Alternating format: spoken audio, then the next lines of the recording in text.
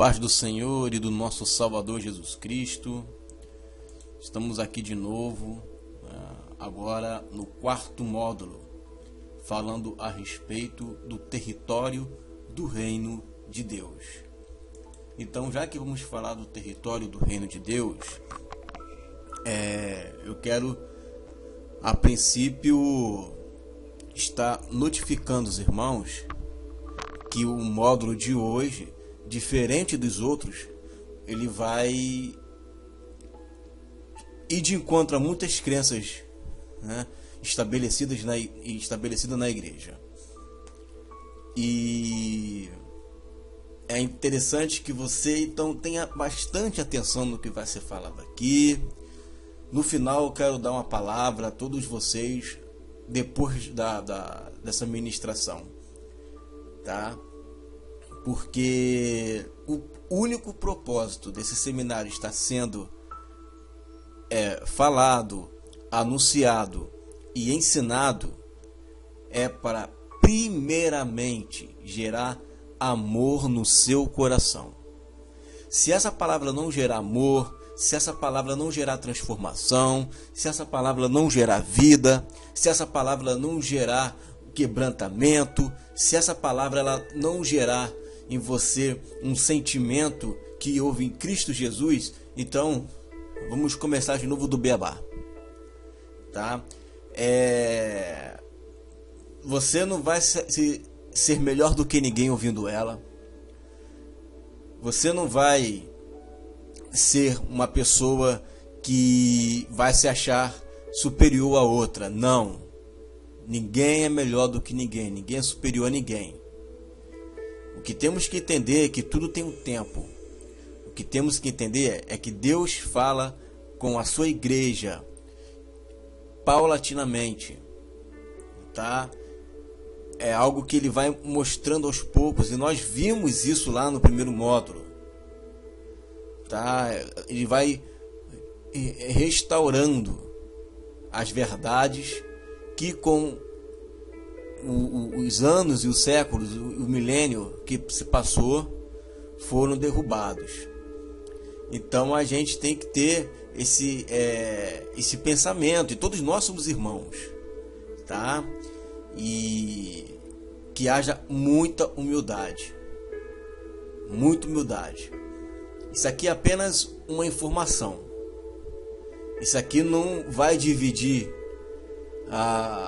você da salvação ou não. Isso é apenas uma informação. Não vamos aqui ser pregadores igual daquelas comunidades que falam: se você não crê dessa forma é porque você já está condenado. Se você não crê dessa forma é porque você está sendo enganado com esse espírito aí do engano, do diabo. Para com esse negócio. Nenhum de nós aqui somos donos de toda a verdade. Algumas coisas nós temos já um conceito certo de que aquilo é verdadeiro, mas existem outros pontos em que nós acreditamos porque não existe uma outra opção, mas pode ser que aquela fé que nós temos não seja realmente a certa, né? Vemos que é um sentido mais coerente, que bate mais, né? Mas se vier uma outra explicação mais plausível, a gente abraça. Isso significa que a anterior era um engano. Então a gente não pode sair julgando e metendo um dedo na cara de ninguém, não. Tá? Vamos ser humildes. Vamos trabalhar em prol do reino. Não é em prol da denominação, não é em prol do teu nome, não é em prol dos seus status negativo. Nós vamos trabalhar aqui em prol do reino de Deus. Ok? Então nós vamos lá, vamos estudar então sobre o território do reino de Deus. Esse é o quarto módulo. É interessante que você, ao estar diante dessas ministrações, que você busque saber, né, e entender o que foi passado nas 3 ministrações anteriores, a fim de que você não fique à deriva, tá? Aí nas explicações. Então vamos estudar a respeito do território do reino de Deus, ok? Vamos ver aqui os textos. Os céus são de Deus, e a terra foi dada aos homens. A Bíblia nos relata que Deus fez a terra para os homens. Salmo 115, versículo 16 e 17. Sede benditos do Senhor, que fez os céus e a terra. Os céus são os céus do Senhor, mas a terra deu-a ele aos filhos dos homens. Quando Deus criou a terra, ele a criou com um propósito. E qual foi o propósito dele ao criar a terra? Se você for observar lá no Éden, você vai ver qual é o propósito. O propósito nada mais é de dar ela ao homem, no caso ali Adão e a Eva, a fim de que eles fecundos enchessem a terra, né? Multiplicando, eles iriam tomar a terra com os seus descendentes. E Deus então ele iria habitar na terra, uma vez que ao visitar na virada do dia o homem, ele iria caminhar sobre toda a terra, porque em algum ponto da terra seria, né, a virada do dia. Então, o propósito de Deus era de dar a terra aos homens, dar terra a Adão e a Eva, ok? Fica com isso em mente, tá? Deus criou a terra para ser habitada e não para ser destruída. Isaías 45, 18. Porque assim diz o Senhor, que criou os céus, o Deus que formou a terra, que a fez e a estabeleceu, que não a criou para ser um caos, mas para ser habitada. Eu sou o Senhor e não há outro. Deus não criou a terra para ser destruída. Deus não criou a terra para ficar queimando ela o tempo todo até ela ser pulverizada. Deus não criou a terra para ser trocada por uma outra terra, lá em Apocalipse 21. Ao criar a terra, lá em Gênesis, ele criou a terra por uma razão. Primeiro, para que ela não ficasse um caos. Tá? Então Deus não quer ver caos na terra. E segundo, para que ela não ficasse desabitada. Então ele cria os céus, e os céus são a morada do Senhor, mas a terra, dando ele aos homens, ele não quer que a terra se torne um caos e não quer que a terra fique vazia. Por isso que ele planta um jardim, e conforme o homem vai multiplicando a terra, esse jardim vai se expandindo, vai se expandindo, vai se expandindo.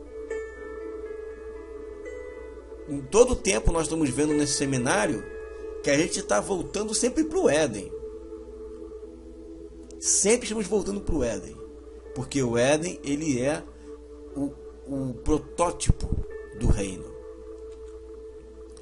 A terra permanece para sempre. Eclesiastes 1:4. Geração vai e geração vem, mas a terra permanece para sempre. Eu ficava meio encucado quando vinha um grupo religioso, né, e me apontava esse texto dizendo: não, você vai morar na terra, você vai morar na terra. E eu na época não queria de maneira nenhuma queria morar na terra. Eu queria morar com Jesus no céu, como se Jesus não pudesse descer, né? E vir até aqui, só existe uma mão única, só existia uma mão única.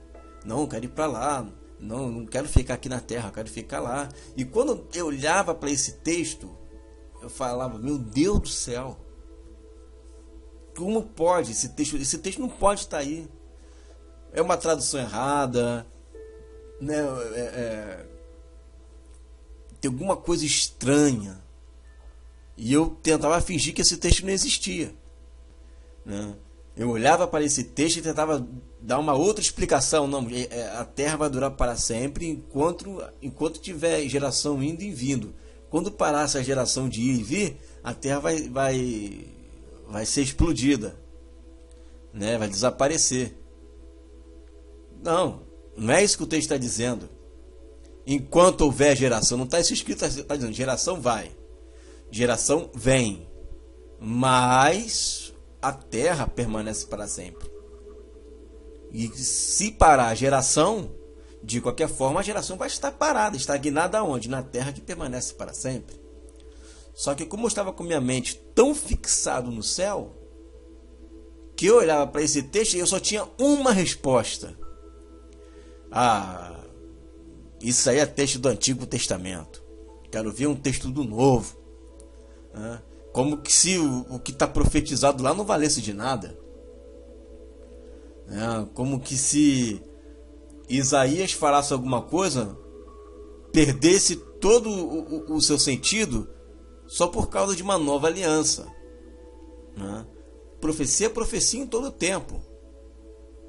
E isso aqui está muito claro. Mas então eu tive esse entendimento e eu agora posso ler esse texto sem problema nenhum, sem ficar distorcendo, sem ficar fazendo marabarismo, sem ficar fazendo altas voltas e voltas, e no hebraico e na explicação de um, de outro, para tentar ver uma coisa que já está aqui na nossa cara, né? Tentar enxergar uma coisa que não tem que ser enxergado, que não está ali. Porque o que está aqui é o seguinte: a terra permanece para sempre, ponto final. Acabou. Mesmo após a queda de Adão, Deus permanece dono de toda a terra. Êxodo 19:5. Agora, pois, se diligentemente ouvides a minha voz e guardardes a minha aliança, então sereis a minha propriedade peculiar, dentre todos os povos, porque toda a terra é minha. Teve um irmãozinho que falou assim: mas a terra não é do diabo. A terra não é do diabo. Quem disse que a terra é do diabo? O mundo jaz no maligno, o mundo. E nós explicamos na aula passada o que é o mundo. Mas a terra é do Senhor. A terra e toda a sua plenitude. Deus não perdeu o controle de nada. No dia que Deus perdeu o controle de alguma coisa, vai haver um colapso no universo. E aqui nós temos alguns textos,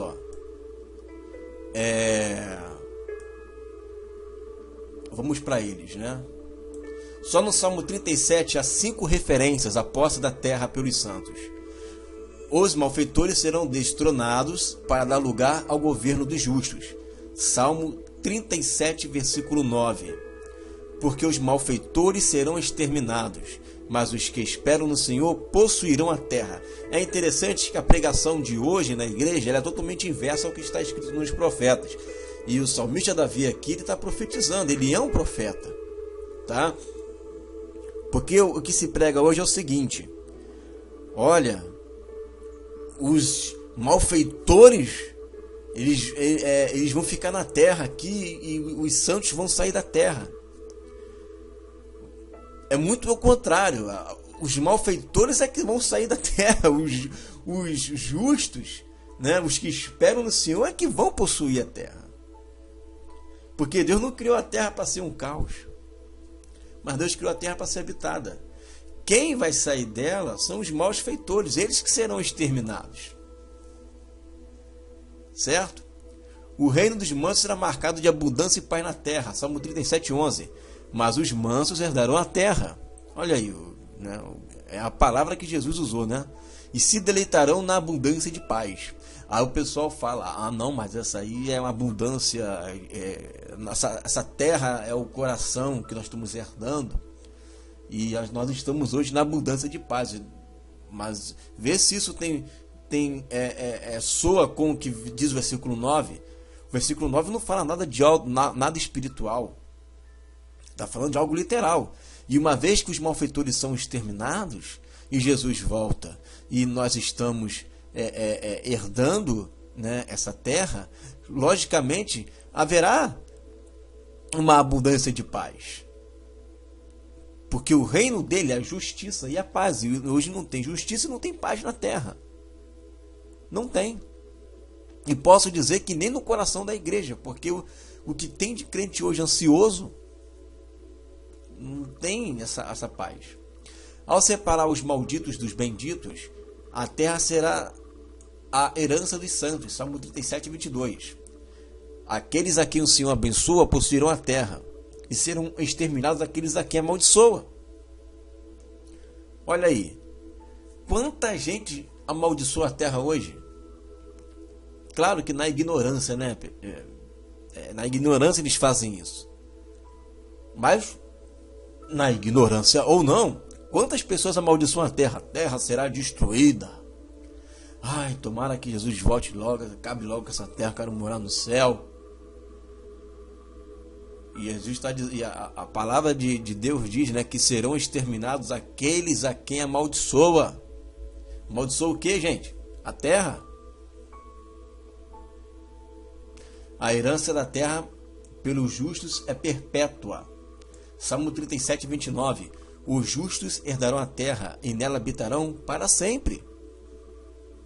São os justos. Ok? E antes que você diga que essa terra é a Canaã celestial, eu sei que algumas pessoas ouvindo isso devem, né, falar isso. Daqui a alguns minutos nós vamos chegar nessa parte de Canaã celestial. Tá? Daqui a alguns minutinhos a gente chega lá. A posse da terra é consequência da exaltação dos santos, frutos da obediência. Salmo 37, 34. Espera no Senhor, segue o seu caminho, e Ele te exaltará, para possuires a terra. Presenciarás isso quando os ímpios forem exterminados. Opa! Se essas promessas de herdar a terra têm a ver com Jesus vindo e nós temos paz no coração, e Jesus trouxe isso na sua primeira vinda, então era para todos os ímpios terem sido exterminados na primeira vinda de Jesus. Isso não aconteceu. Então esse texto aqui, mais uma vez, claramente, explicitamente, está revelando, mostrando que essa promessa acontecerá quando Jesus voltar. Simples assim, sem fazer malabarismo, sem ficar fazendo rodeios de textos. Simples assim, tá? Vamos continuar. Em Provérbios, lemos que os retos habitarão na terra. Provérbios 2, 21 e 22. Porque os retos habitarão a terra, e os íntegros permanecerão nela. Não serão retirados e depois voltarão, vão permanecer. Mas os perversos serão eliminados da terra, e os aleivosos serão dela desarraigados. Ok? Quem sai da terra, gente, são os perversos e os aleivosos, não é a igreja. A igreja permanece nela. A igreja habita nela. Ok? Olha quantos textos. O profeta Isaías anuncia a terra como lugar do reino dos filhos de Deus para sempre. Isaías 60, 21. Todos os do teu povo serão justos, para sempre herdarão a terra. Serão renovos por mim plantados, obras das minhas mãos, para que eu seja glorificado para sempre. Para sempre. Quanto tempo é para sempre? Hein? Quanto tempo é para sempre? É 1000 anos? É 975 dias e 3 horas e 5 minutos? Não. Para sempre é nada mais, nada menos, né, do que para sempre. Sabe o que esse para sempre significa? Ele significa exatamente isso que está querendo dizer, para sempre. Ele significa exatamente isso que está querendo dizer. Para sempre, herdarão a terra. Não pense que a palavração não existia no hebraico, porque existia. Era muito fácil, era só dizer: os justos para sempre herdarão o céu. Era muito simples escrever isso, muito simples. Céu não é uma palavra que não existia. Céu é uma palavra muito facinho de escrever. Se fosse isso que Jesus estava querendo dizer, se fosse isso que Deus estava querendo mostrar pelo seu Espírito, já teria escrito isso.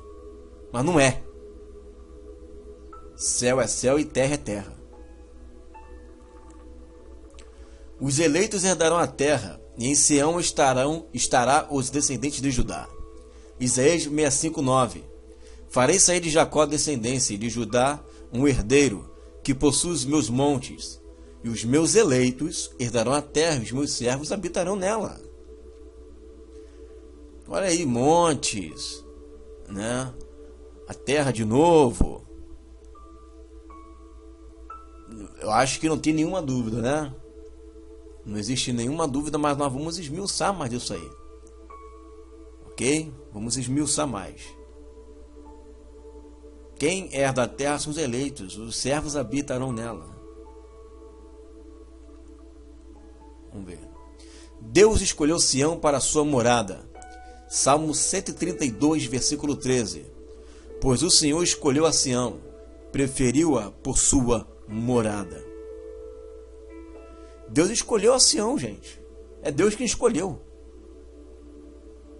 Ah, não quero, tem que ser o céu. Não, essa terra aqui eu só tenho problema. Essa terra... Eu te pergunto, o que a terra tem a ver com isso? Que você está cheio de problema? O que é areia? O que a areia da praia?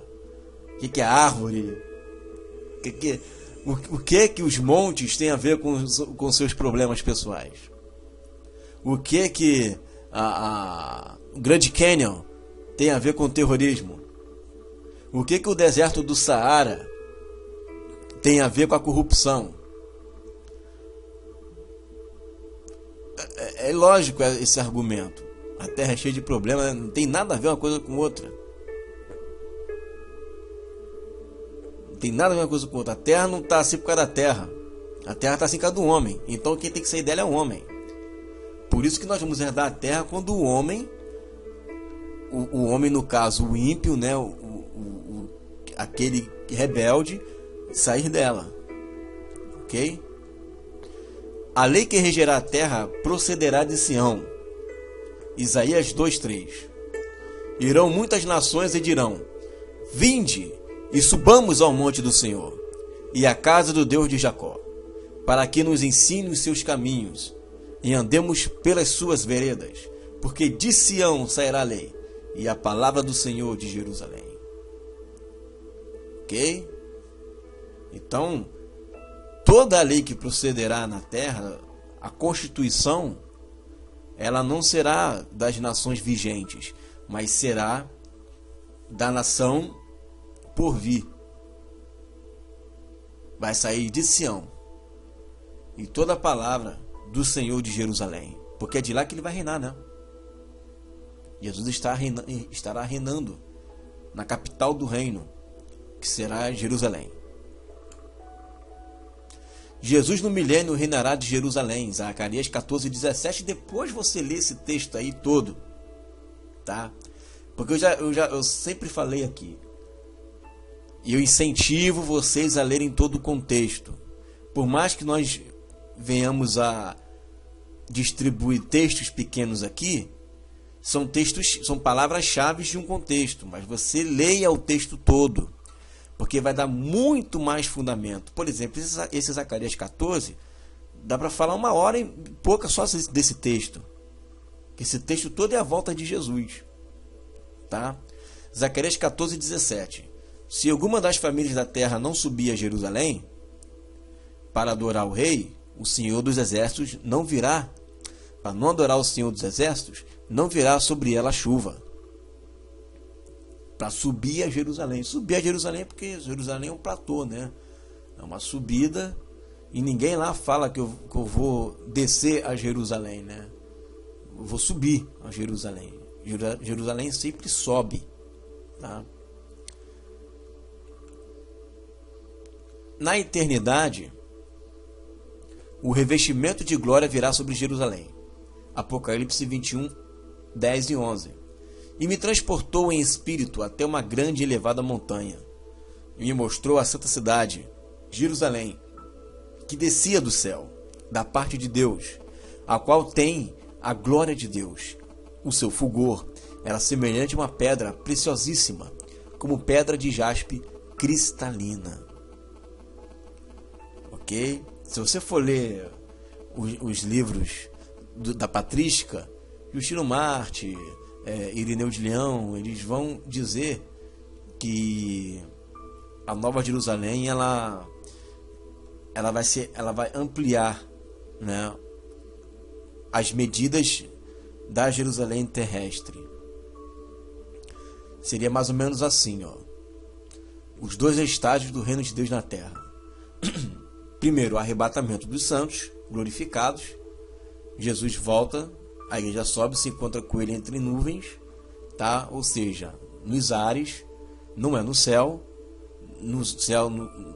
lá nos lugares supracelestes, fora da nossa atmosfera, até porque a palavra ares, ali em Tessalonicenses, ao encontro do Senhor nos ares, a palavra ali no grego é aer, tá?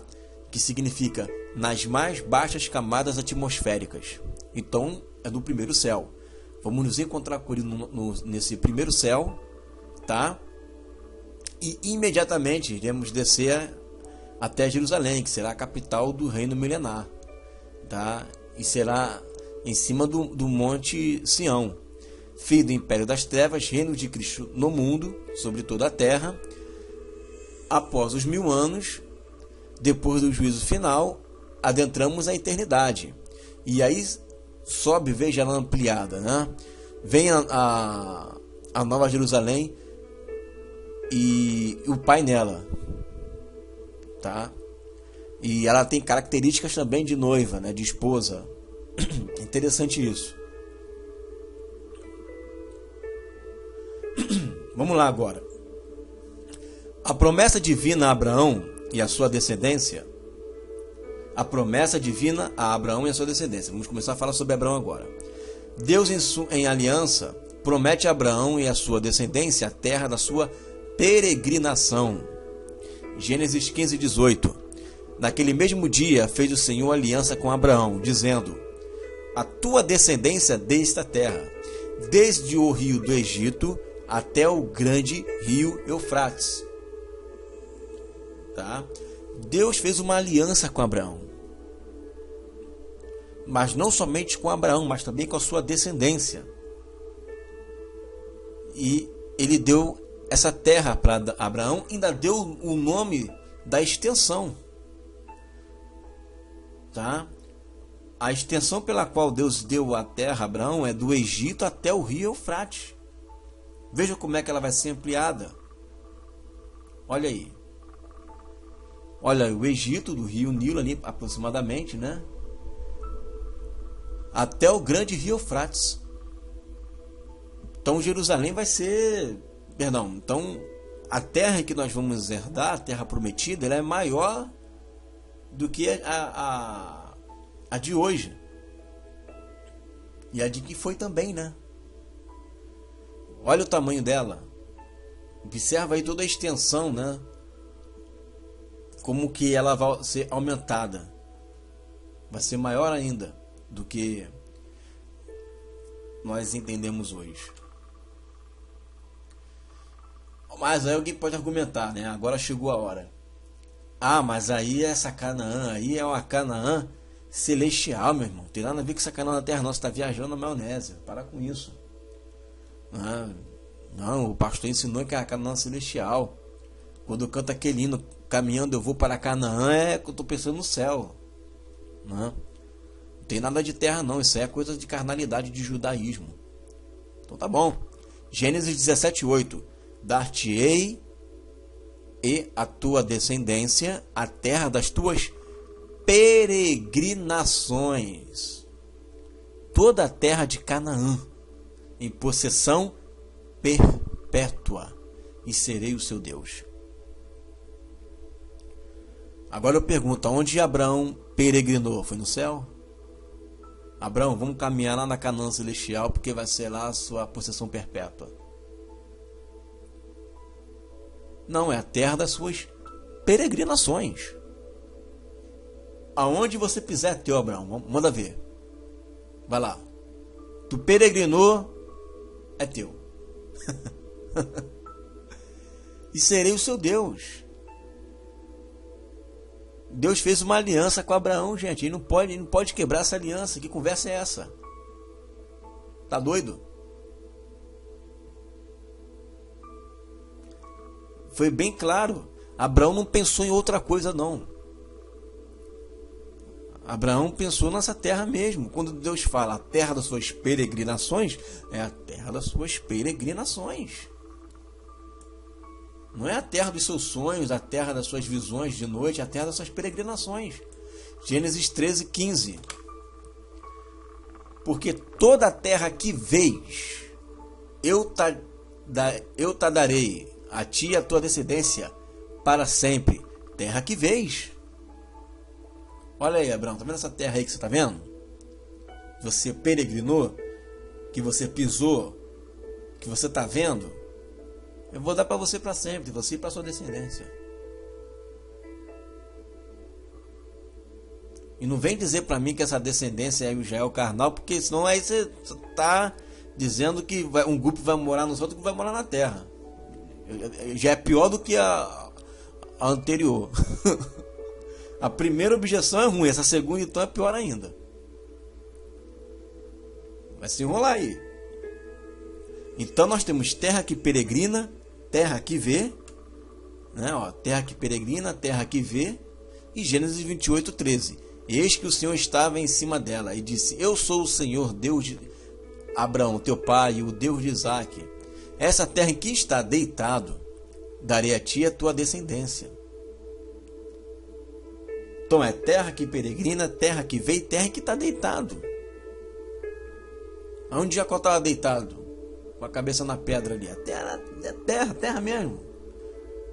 Esse solo onde tu pisas. É essa terra. Não é outro planeta, não é Marte, não é Júpiter. Não é um planeta escondido lá em Órion. Tem nada a ver, é aqui. É aqui. Que cai por terra essa questão de Canaã celestial. Não tem Canaã celestial. E não adianta ficar com medo, porque tem gente que fica com medo da palavra, né? Porque eu sei como é que é, porque eu me lembro que quando me deparei com essas verdades, eu fiquei com medo porque não é isso que a igreja prega. Olha quantos hinos fala de céu, gente. São muitos os hinos. Então isso causa um certo temor, isso causa um certo medo, sim, como que não, né? E eu tive que aprender a lidar com isso, né? Que foi justamente aprendendo a amar o próximo.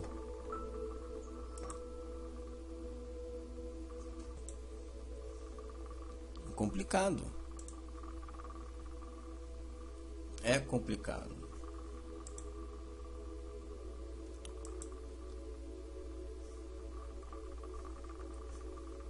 Deixa eu ver aqui. Eu fico apertando os botões e saem os textos todos. Olha isso. Deixa eu ver aqui. Eu vou chegar lá.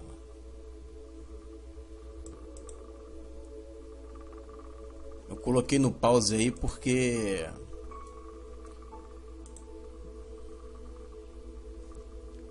eu fui consertar, né, os slides, acabei voltando ali sem querer. Então, voltando de novo, porque saiu de novo o slide, até chegar de novo lá no local, né, aonde estava, ficou complicado, né? E aí eu tive que botar no pause até acertar tudo de novo e acabei perdendo a minha linha de raciocínio. Eu estava falando sobre a promessa que Deus estava fazendo a Abraão, e ele acabou, né, linkando aqui com conversa com Jacó, sendo o Deus de Abraão, teu pai, né, e o Deus de Isaque, porque Deus também faz a promessa a Isaque. Então Deus faz essa promessa de herdar a terra para sempre, para Abraão, para Isaac e para Jacó. Por isso que é o Deus de Abraão, Isaac e Jacó. Ok? Essa promessa é feita para os três. Para os três. E quando eu tive essas revelações, eu senti um pouco de medo, porque, nossa, como é que vai ser, gente? Vou chegar lá na igreja, vai estar cantando aquele louvor, papapá, a gente no céu, vamos pro céu, Jesus vai voltar, vai arrebatar a igreja. Vai arrebatar a igreja para ir pro céu, né? Porque arrebatar ele vai. E aí houve momentos em que eu ficava enfervescido, houve momentos em que eu agia de modo como menino, mas com o tempo, com os anos se passando, Deus foi me amadurecendo, Deus foi me moldando, e eu comecei a enxergar que Deus, ele não vai olhar de uma forma diferente para aquela pessoa que pensa diferente do que nós estamos falando agora. Por quê? Por uma simples razão. Mesmo na época que eu cria que morava no céu, Deus me usava, Deus falava comigo, e eu senti um amor grande por Deus. Lógico que agora eu estou, crendo de uma forma diferente de outrora, mas de maneira alguma eu posso pensar dos meus irmãos com uma mente discriminatória, com uma mente de julgamento, de juízo. Não posso, porque eu já estava naquela posição uma vez, e o meu amor por Deus era sincero, nada que eu fazia era para agradar o diabo, muito pelo contrário. Por mais errado que eu estivesse na época, tudo que eu fazia era para agradar a Deus. E essa da mesma forma agora. Eu não estou aqui para impor nada a ninguém. Estou apenas te mostrando algo que eu enxerguei. Você pega essa informação e ora a Deus. Pede para Deus falar com você. Se Deus tocar no teu coração, e for um momento de Deus falar contigo, a hora, Deus vai falar. Não pega esses textos que eu estou te dando e joga fora no lixo, não.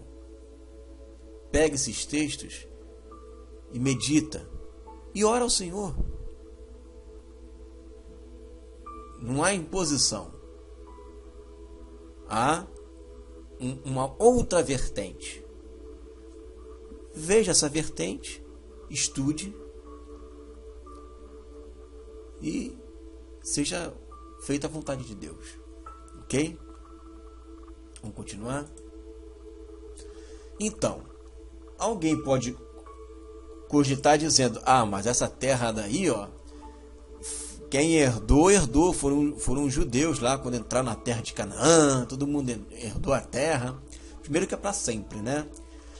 Mas mesmo assim, em Atos 7,5, está escrito: e não lhe deu nela herança, nem ainda o espaço de um pé, mas prometeu que lhe daria a posse dela e depois dele a sua descendência, não tendo ele ainda filho. Olha, eles não herdaram nem um espaço de um pé, gente. Você vê que ele é bem enfático, né? Porque a profecia vai do Egito até o grande rio Eufrates. E eles não herdaram nem um pedaço de um pé. Então, nenhum espaço, né? Olha, pode ser um pé grande, um pé pequeno, não interessa, não herdou nada. Eles não herdaram.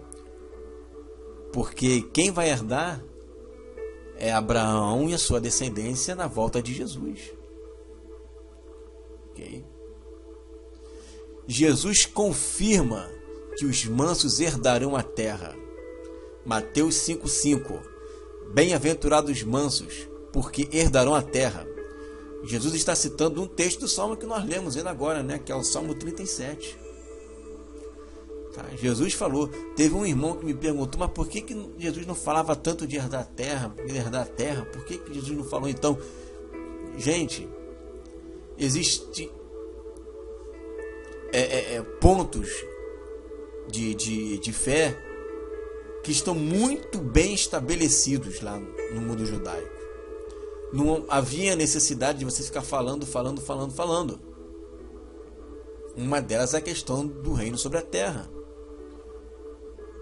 Isso é uma coisa que já não precisava falar, que já sabiam. Quando fala do reino de Deus, as pessoas já linkavam com o reino do Messias na terra. Ele fala muito sobre o reino, não é? Não mostrei isso? Falar sobre o reino é falar sobre a terra. Falar sobre o reino é falar sobre o Messias. Eles estão linkados um ao outro. A descendência de Abraão é Cristo. Isto valida a promessa para os dias do Novo Testamento. Gálatas 3,16. Ora, as promessas foram feitas a Abraão e ao seu descendente. Não diz e aos descendentes, como se falando de muitos, porém como de um só, e ao teu descendente, que é Cristo. Ó, então observe esse texto. Que ele daria a terra a Abraão e a sua descendência no singular. Sendo que, ao mesmo tempo, ele fala que essa descendência é como as areias do mar e as estrelas do céu, seriam incontáveis. Ok? Certo? E aí ele dá mais uma adenda. Aí o apóstolo Paulo fala, olha, e ao teu descendente, que é Cristo.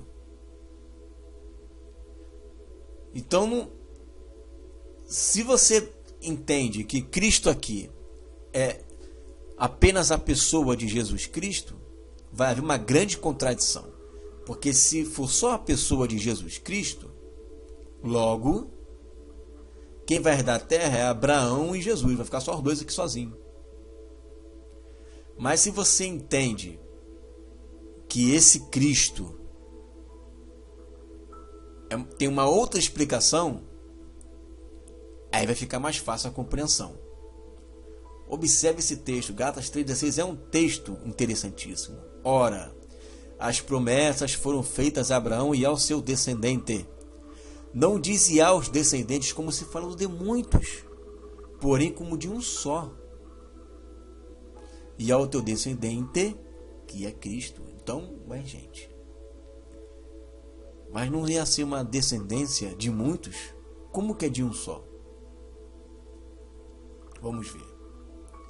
A descendência espiritual de Abraão é Cristo e a igreja. Mas ainda assim persiste a pergunta. Mas não são muitos, é um só. Ok? É um só, vamos ver. 1 Coríntios 12:12. Porque assim como o corpo é um, e tem muitos membros, e todos os membros, sendo muitos, constituem um só corpo, assim também com respeito a Cristo. Cristo é um corpo de muitos membros. E ao descendente que é Cristo, e é um só, e não muitos, é o corpo, o qual Abraão faz parte. É o corpo de Cristo. Paulo conseguiu enxergar isso. Você também consegue enxergar? Que a descendência de Abraão não é nada carnal, judaico. A descendência de Abraão é Cristo. Ok? Assim como Jesus é o Cristo, nós nos tornamos participantes de Cristo pela fé. Hebreus 3,14. Porque nos temos tornado participantes de Cristo. Olha, eu participo do Cristo. Se de fato guardarmos firme até o fim a confiança que desde o princípio tivemos, eu faço parte do Cristo. Agora, o que é Cristo? O que significa a palavra Cristo? Ungido. Você é ungido? Sou. Jesus é ungido? É. Cristo não é nome, né? Não é sobrenome de Jesus. Jesus da Silva Cristo. Não é isso. Cristo não é sobrenome de Jesus. Cristo é uma característica de Jesus, porque ele foi ungido. E eu sou Cristo também. Não no sentido absoluto da palavra, o grande Messias, mas eu sou Cristo no sentido de também ser participante dessa unção. O mesmo Espírito que está em Jesus está em mim também. Eu sou Cristo, eu sou ungido. Não mexe comigo não, hein? Sou ungido de Deus, hein? Todos nós somos, todo o corpo de Cristo são ungidos. Todos nós somos ungidos. Da cabeça aos pés. Essa unção vai desde a cabeça, passa pela barba de Arão e vai pelas vestes. Todos somos participantes de Cristo.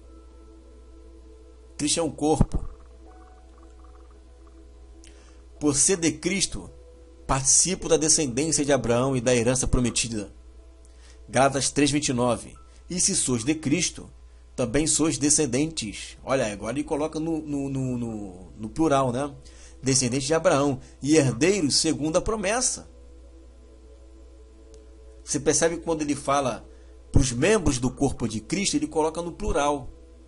Agora, quando ele fala sobre o corpo de Cristo, ele põe no singular. Está vendo aí essa diferença? Quando ele fala apontando para o corpo, é um. Quando ele fala apontando para os membros, são muitos. São vários descendentes. Ok? Por que isso?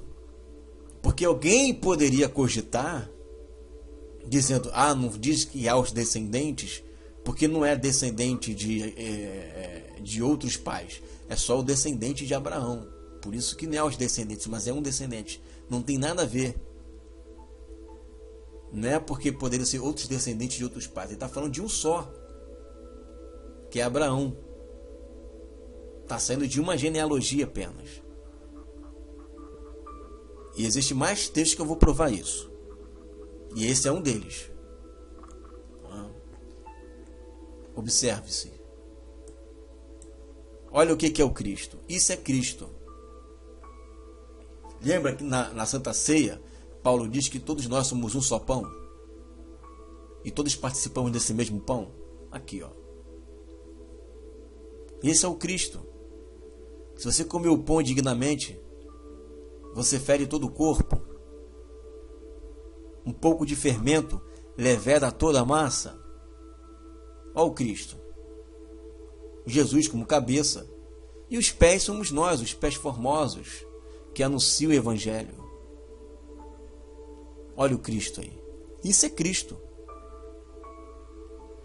Todos os integrantes desse corpo são Cristo. Porque o Cristo é um corpo de muitos membros, é a igreja. Você entende agora o que é o corpo de Cristo? Para você não tomar da Santa Ceia indignamente? Por isso que tem muitos fracos na igreja, muitos que dormem. Porque não entende o que é o Cristo. Não entende o que é o corpo. Ok? Ao contrário do que muitos pensam, as descendências de Abraão, que herdará a terra e as promessas, não são os israelitas naturais da carne, e sim os da fé. A descendência de Abraão é formada dos que creem na promessa feita a Abraão. Gálatas 3, 6, 7. É o caso de Abraão, que creu em Deus, isso lhe foi imputado para a justiça. Sabei, pois, que os da fé é que são filhos de Abraão. Como eu disse, não poderiam ser outros descendentes no sentido de outros pais, porque só é um pai, que é Abraão, e, de qualquer forma, ele está se referindo à igreja. E a igreja é uma só.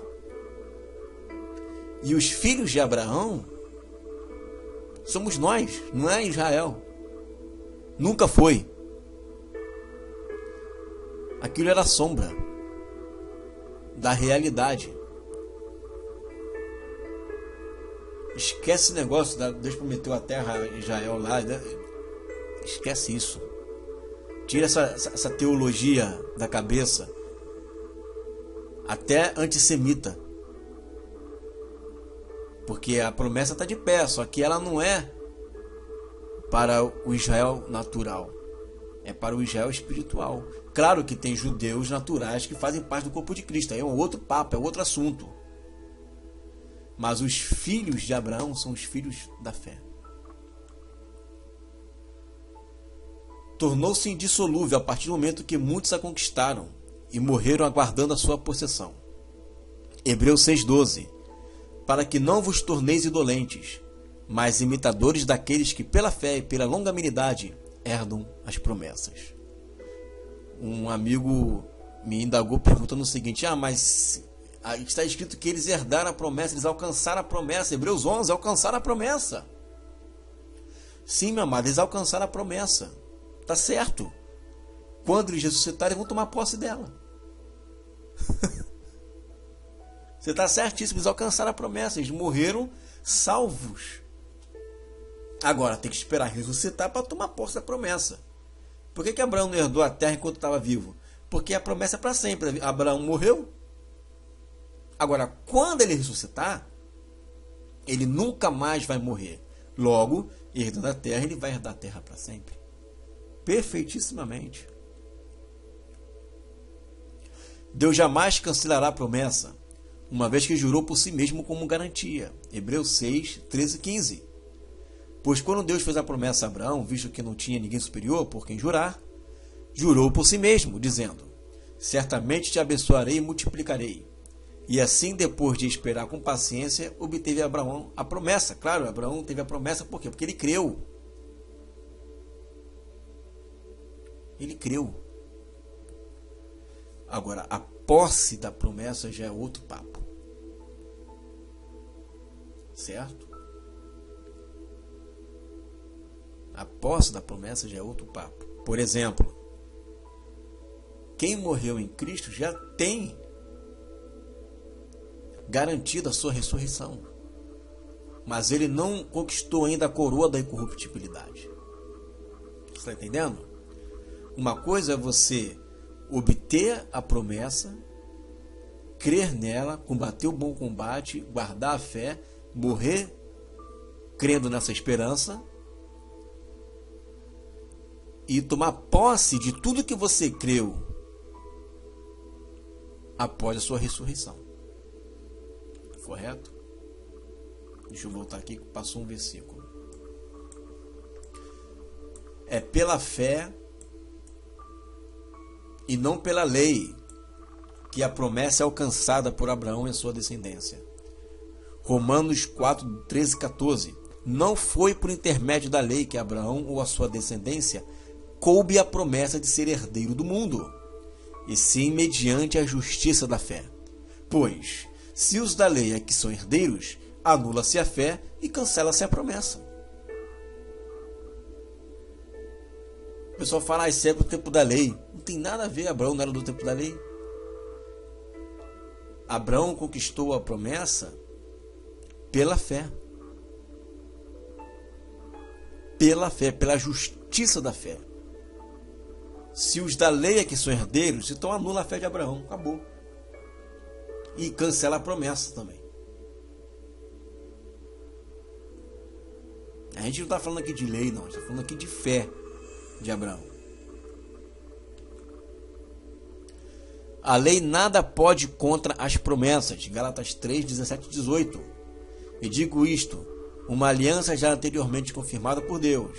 A lei, que veio 430 anos depois, não a pode abrogar, de forma que venha desfazer a promessa. Porque se a herança provém de lei, já não decorre de promessa, mas foi pela promessa que Deus a concedeu gratuitamente a Abraão. Porque foi pela fé, gratuita, pela fé. Não tem nada a ver com a lei veio 430 anos depois. A lei não pode abrogar. Ah, mas os judeus erraram. Ok, Os judeus erraram debaixo da lei. A lei não pode abrogar. E mesmo se os judeus tivessem errado, ou pecado, ou falhado em sua missão, Abraão não falhou na sua missão. Abraão não vai pagar por causa dos outros. Isaac não vai pagar por causa dos outros. Jacó não vai pagar por causa dos outros. Josué não vai pagar por causa dos outros. Muitos homens conquistaram essa esperança. Não é porque Israel, em sua maioria, falhou, que os outros que foram fiéis vão pagar o pato. A lei não pode desfazer da promessa, porque a herança não provém de lei. Entendeu? Olha aí. A promessa feita a Abraão na terra de Canaã, 430 anos. A lei não pode anular a promessa. Aí, 430 anos depois, Moisés recebe as tábuas da lei no Monte Sinai. Uma coisa é uma coisa, outra coisa é outra coisa. Nós somos filhos pela fé de Abraão e não de Moisés. Quem é o nosso pai na fé é Abraão e não Moisés. Ok?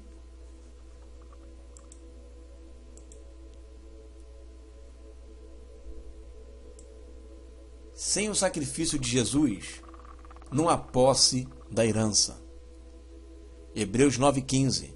Ele é o mediador da nova aliança, a fim de que, intervindo a morte para a remissão das transgressões que havia sob a primeira aliança, receba a promessa da eterna herança daqueles que têm sido chamados. Você viu aí? Jesus, ele morreu não somente pelos nossos pecados, mas também para que recebamos a promessa da eterna herança. Que herança? Só lê os profetas que você vai ver. Sem a morte de Jesus, ficaria impossível de ser concretizado a promessa. Jesus tinha que morrer para isso. Porque se Jesus não vem, não há ressurreição de mortos. E ninguém receberia a promessa.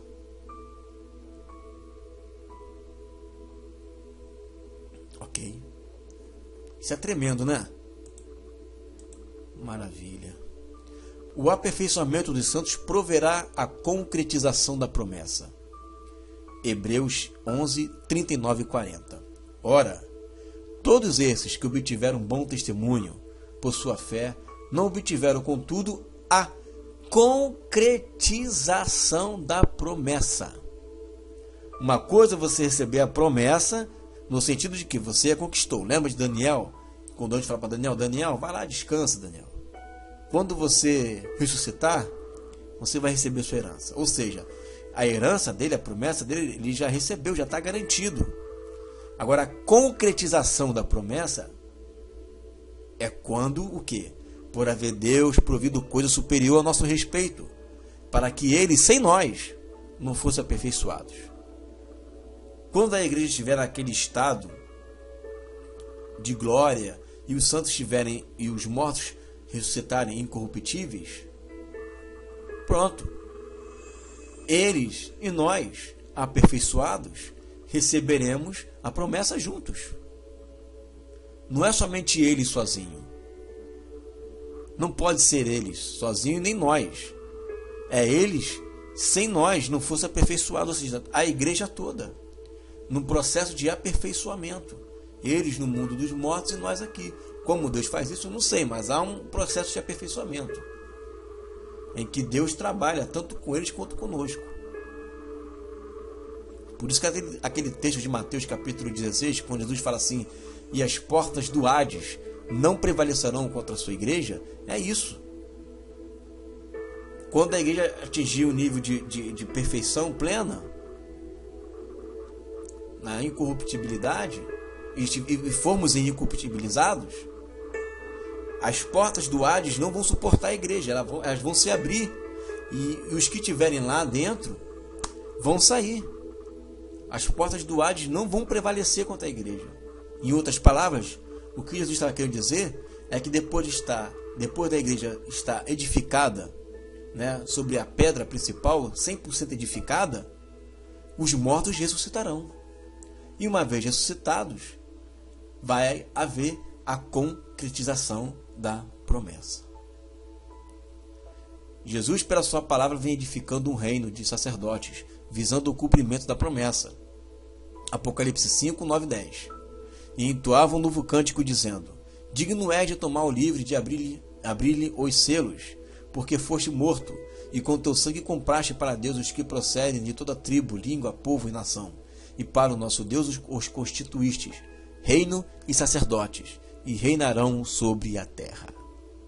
Olha aí.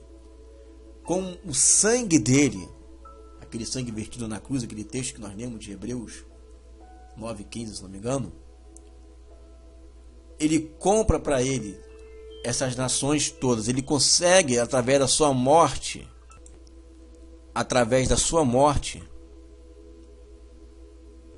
nos constituir reinos e sacerdotes. Ok?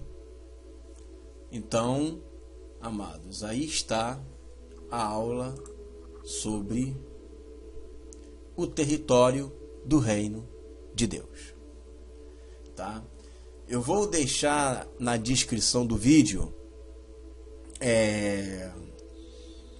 dois vídeos, um vídeo de um amigo meu, o Luiz Tassi, tá? Nós estamos compartilhando vídeos um do outro, porque na realidade existe o território do reino de Deus parte 2, que trata justamente da conquistando o território, tá?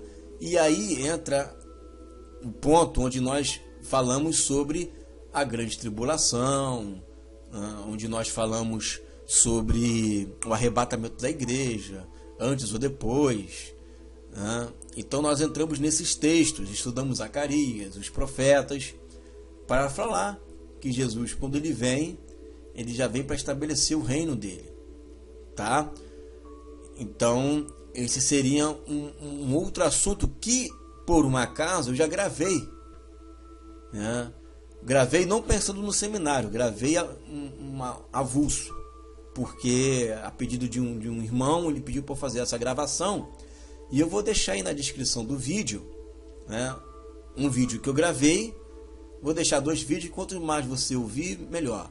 Um vídeo que eu gravei falando sobre o arrebatamento, ele está até apenas com a parte 1, não gravei a parte 2, porque a parte 1 é que eu mais gostei de gravar, porque é onde eu uso bastante a Bíblia, né? E a parte 2 é uma parte mais filosófica, não é uma parte muito que me interessa, apesar de também ser importante tratar desse assunto, mas é uma parte mais filosófica, né?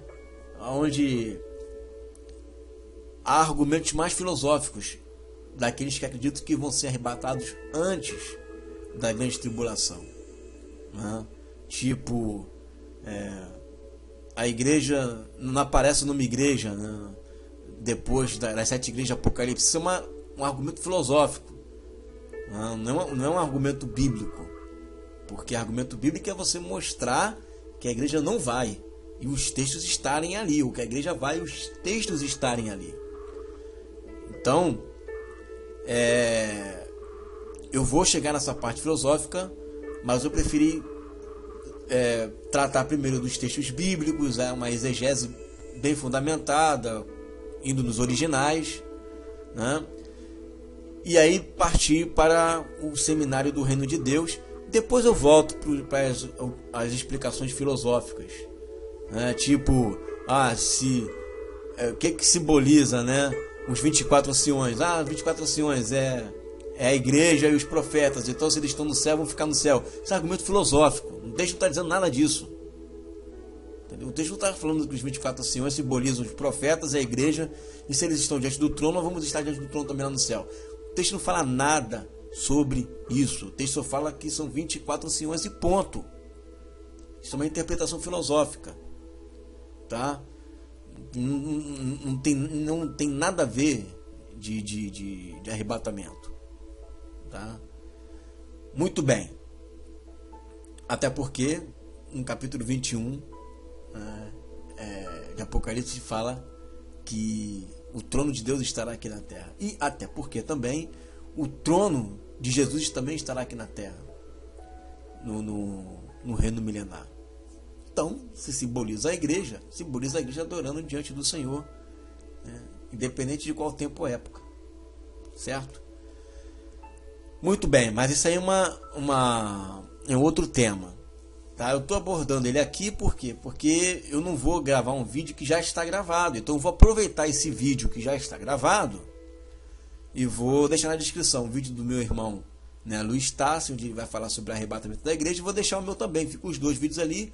Quanto mais assuntos tiverem, melhor, porque a gente apenas não vamos falar aquilo que cremos, nós vamos abordar os textos utilizados daqueles que acreditam que vão ser arrebatados para o céu.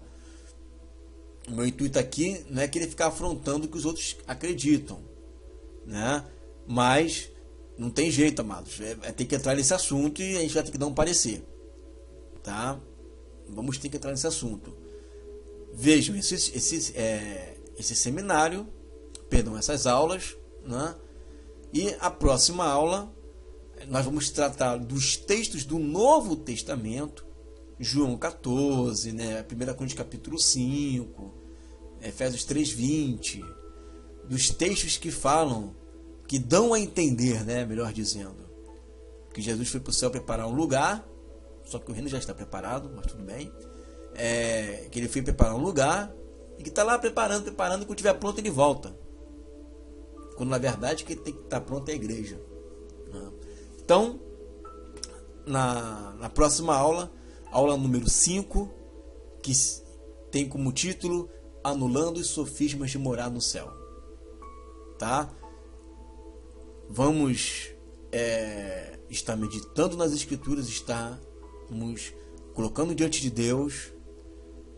Me perdoe se por um acaso houve alguma ofensa da minha parte, de falar que é sofisma ou de falar qualquer outra coisa, né, que venha agredir aquilo que você crê, tá? Se você fizer uma crítica, faça uma crítica com amor, não seja com alguns religiosos. Faça uma crítica com amor, vamos estar estudando. Nós queremos aprender a palavra, tá? E então nós vamos chegar a um denominador comum. Como diz um ditado judaico, se não houver concordância, que pelo menos viemos a concordar em amar um ao outro, que prevaleça o amor, tá? Então, se não houver nenhuma concordância, que prevaleça o amor entre nós. Amém, amados? Fique com essa palavra, em nome de Jesus, e até a próxima.